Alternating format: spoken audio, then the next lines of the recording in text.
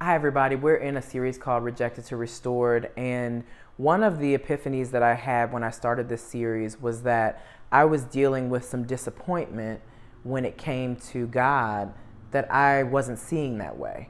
I was experiencing all these different feelings and I didn't understand where they came from. And the Holy Spirit revealed to me that I was disappointed and was afraid to really acknowledge that because I didn't want to be disrespectful to God. And one of the lines that I wrote in my book is that God is holy, but he is not fragile. So we can bring to him these ideas or these feelings or these experiences that we're having. We can bring them to him and he wants us to bring them to him. So today in this Rejected to Restored series, we're going to talk about feelings of rejection as they relate to God. And we had people send in some questions, and I'm not aware of the identity of the person who sent the questions, and that's by design so that the Holy Spirit can lead and not any bias that I have about a particular person. So I'm going to ask the person who's helping me, what is the first question? How can a blessing possibly be birthed from rejection? Oh, wow. That's a great question. I would say the way that I have seen rejection be a blessing most often in my own life is that I often look back later and the person who rejected me, or maybe the opportunity that I lost, because it's not always a person that's rejecting you. Maybe it's an opportunity that you wanted and you get rejected from that opportunity. I have found that when I look back, and I don't always get to understand the reason, but when I look back, I always say, oh, wow, I'm so glad that that door was closed. It can take a while for me to come to that conclusion.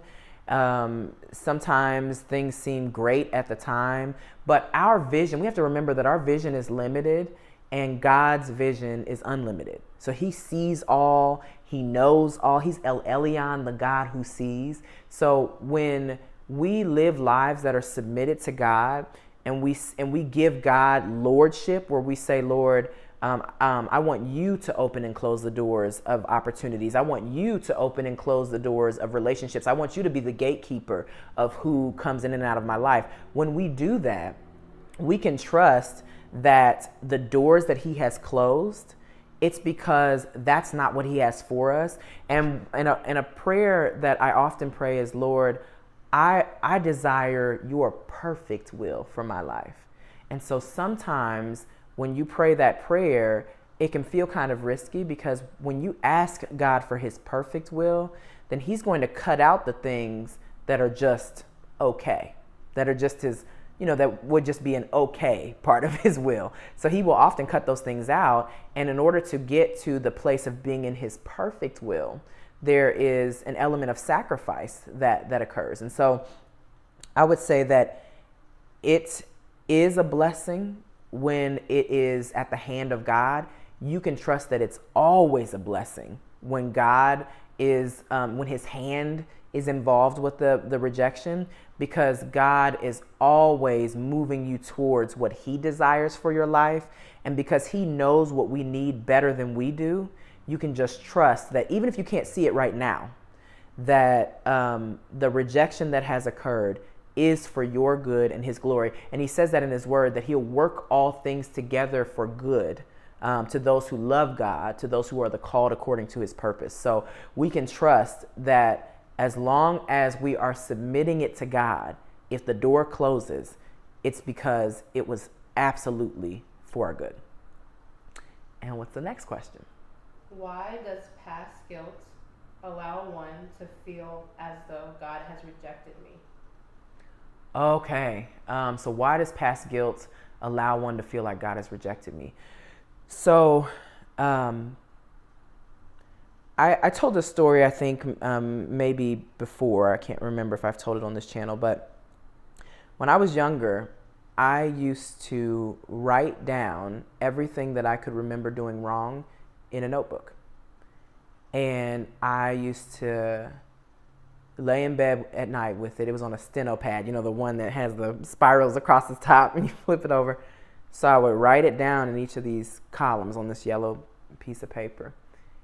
And I would lay in bed at night and cry about just how ashamed I was that I couldn't get it right. And the enemy would come to me and basically say that I was unlovable, that no one who got it wrong so often could be loved by God. And so what the enemy was trying to do was instill shame in me.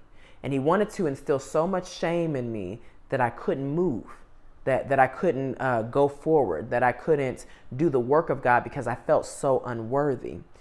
But the reality is, in our unworthiness, God chose to send his son Yeshua to die on the cross for our sins, to pay a price that we could never pay.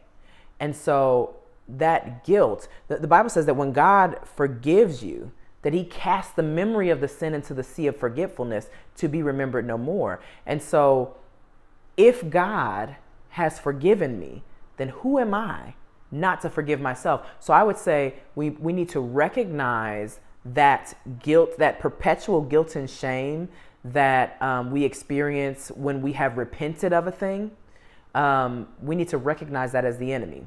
And the key there in that statement is when we have repented of a thing. Because what would happen was I would genuinely repent of these sins, and maybe it was something I never did again, but for years I'd hold on to it in this steno pad.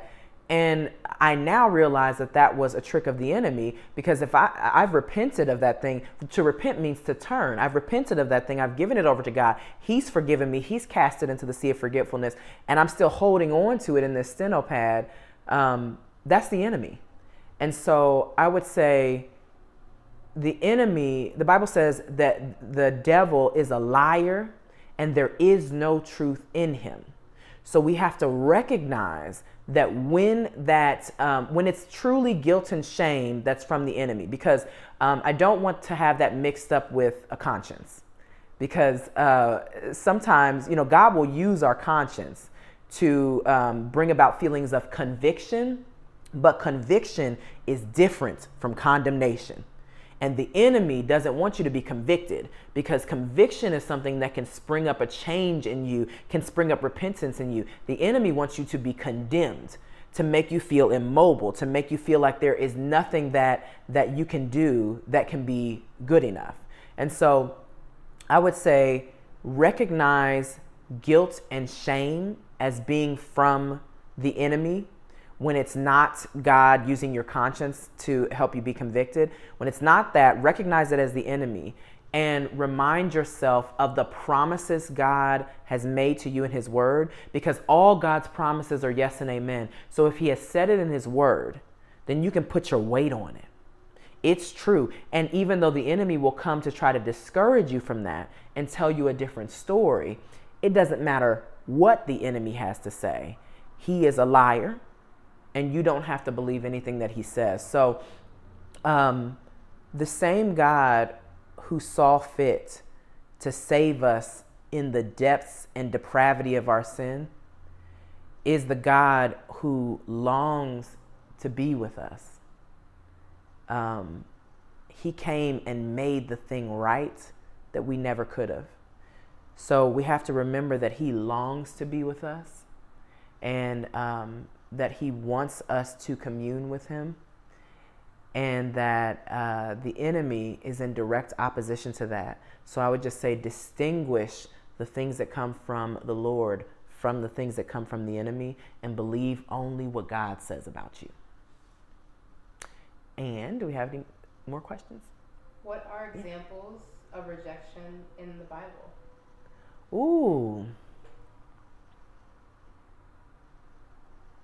So the story in the Bible that comes to my mind first when it comes to rejection is the story of Joseph. And I identify with that story in a way. And basically, Joseph was in this space. He was a dreamer of dreams. God placed favor on his life. So he had the favor of his heavenly father and the favor of his earthly father, because his earthly father gave him a coat of many colors to wear. And his brothers were envious of him, and they rejected him, threw him into a pit, wanted to kill him, but then one of his brothers convinced them to just sell him into slavery instead. So he gets wrongfully sold into slavery. His coat gets taken from him that his father gave him as a gift. His father thinks that he's dead. And then he's taken to another land. And then after he's experienced this horrible event with his brothers, then he goes, and the man who he was serving, Potiphar, his wife, made advances against Joseph. He did the right thing, resisted those advances, and was thrown into jail anyway. And Joseph experienced years of rejection after rejection after rejection. But God, when he raised, it's giving me chills right now, when he raised him up, he raised him to a space of leadership in the land where he took him to. And just reading the scripture, by the way that Joseph responded to his brothers when they came to him later and needed food because there was a famine in the land, the way he responded showed great character development in him. That he allowed that rejection to be turned into a blessing, to develop him as a man, to develop him as a person, to develop him as a brother to the people who betrayed him in such a hurtful way years before. He allowed God to use that in a powerful way. And so when I look at that example in the Bible, it gives me a blueprint about how I can reframe rejection, and how instead of allowing it to seep in and cause me to become bitter and cause me to then treat other people in a similar fashion, instead of allowing any of those things to happen, I can respond like Joseph did. And I can allow those things to, allow the Holy Spirit to use those experiences to refine me. And when we think about the process of refining, we refine, for example, gold by fire. And refining something by fire is a painful process, but the result, the product, is so very beautiful, and it's one that couldn't be done any other way. And so I think about the story of Joseph in the Bible when I think about rejection, and it really does help me to reframe it and say, there is something so beautiful that can come out of this, even though the enemy, and Joseph, glory to God, Joseph even said, what you meant for my harm, God meant for my good. And so the same is true for us, that we can be in these circumstances with people, glory to God, and they can mean to destroy us. They can mean to take us to a place that they don't want us to be able to come back from. But God has the final say. He is the one who says who we are. He is the one that has authority over all things. And understand that the God who made everything has dominion over it all. And so there is nothing that a person can say or do to you that can surpass or supersede what God has to say about you. So when you're discouraged, when you're in a place where you feel like there's no coming back, look at the word of God. Watch how he delivered Joseph. Watch how he delivered so many people, that even when a man was dead, Lazarus, he brought him back to life, because he has the power. And so even if there's a dead thing in your life, even if there's something that was done to you that was done in wrong, God can make all things new. So just retain the faith that he can still do it for you. So thanks, y'all, for watching.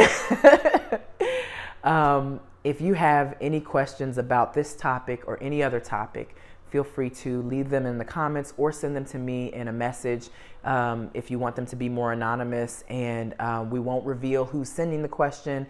And I'll even find a way that maybe I don't remember who sent it, so that I can answer in accordance with the Holy Spirit and not in accordance with any sort of bias towards a specific person. So thank you for watching. May the God of the universe bless you continually, and I'll see you soon.